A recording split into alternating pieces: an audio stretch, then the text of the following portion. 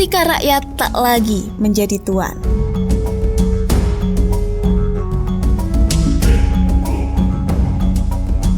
Bayangkan, sebuah negara yang perlahan berubah tanpa disadari oleh rakyatnya sendiri.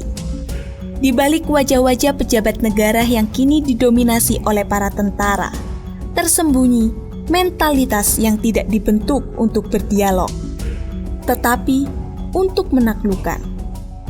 Mereka adalah figur yang terbiasa memimpin pasukan, bukan mengayomi masyarakat, terbiasa menjalankan perintah tanpa ruang tanya, bukan membangun kebijakan melalui konsensus.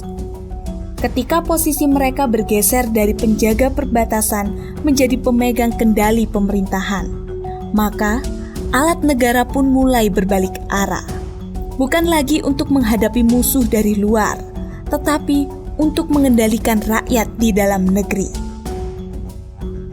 Para tentara yang dulu seharusnya berdiri tegap menjaga kedaulatan bangsa, kini duduk di balik meja kekuasaan, mengenakan jas dan dasi, bukan lagi seragam loreng.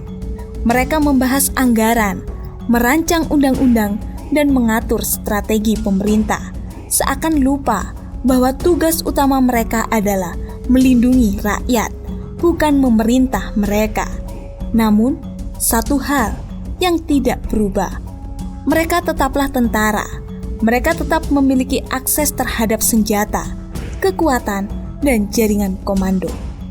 Inilah yang menjadi kekhawatiran besar, sebab ketika budaya militer yang syarat dengan komando mutlak dan disiplin kaku disuntikan ke dalam sistem pemerintahan yang seharusnya demokratis, maka batas antara pengayom dan penguasa menjadi kabur. Keputusan diambil lewat instruksi, bukan musyawarah. Kritik dianggap sebagai ancaman dan aspirasi rakyat disamakan dengan pembangkangan.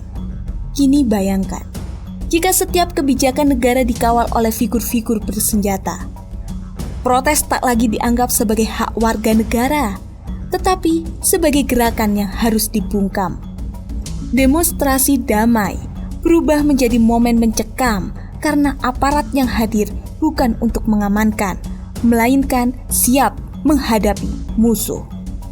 Rakyat tidak lagi berbicara karena berani, tetapi diam karena takut. Jika kondisi semacam ini terus dibiarkan, maka perlahan-lahan rakyat kehilangan peran sejatinya sebagai pemilik kedaulatan. Negara yang seharusnya menjadi rumah bersama berubah menjadi markas besar yang penuh ketegangan. Bukan ruang hidup, tetapi ruang kendali. Dan yang paling mengerikan, siapa yang akan melindungi rakyat jika justru para penjaga yang kini menggenggam kekuasaan? Dampaknya pun meluas. Kebebasan berbicara menjadi barang langka. Wartawan yang terlalu kritis bisa menghilang secara misterius atau didakwa dengan tuduhan subversif. Aktivis sipil ditarik ke meja hijau hanya karena menyuarakan keadilan. Ruang publik diawasi ketat, kamera tersebar di mana-mana. Rakyat diajari untuk patuh bukan karena percaya, tapi karena takut. Perekonomian ikut terhimpit. Iklim usaha tidak lagi ditentukan oleh hukum dan inovasi, melainkan oleh kedekatan dengan kekuasaan. Investor asing mulai menarik diri, khawatir dengan iklim yang tak stabil, namun represif. Dunia internasional memandang dengan curiga, sementara pengusaha lokal harus bermain aman agar tidak tersandung kekuasaan yang kini bisa bersifat absolut. Namun, dampak paling dalam bukanlah ekonomi, bukan pula sosial, melainkan kepercayaan.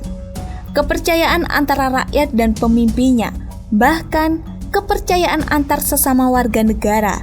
Semua merasa diawasi, semua mulai curiga, takut berbicara, takut bertanya, bahkan takut bermimpi. Negara berubah menjadi ruang sunyi yang menakutkan, dibungkus rapi oleh istilah stabilitas. Dan kini muncul pertanyaan paling mendasar yang menjadi penutup dari semua kegelisahan ini. Jika kekuasaan berada di tangan mereka yang bersenjata, lalu siapa yang akan berani mengingatkan siapa yang mampu mengoreksi. Dan jika rakyat bukan lagi tuan, melainkan objek kekuasaan, masihkah kita bisa menyebutnya sebagai negara yang merdeka?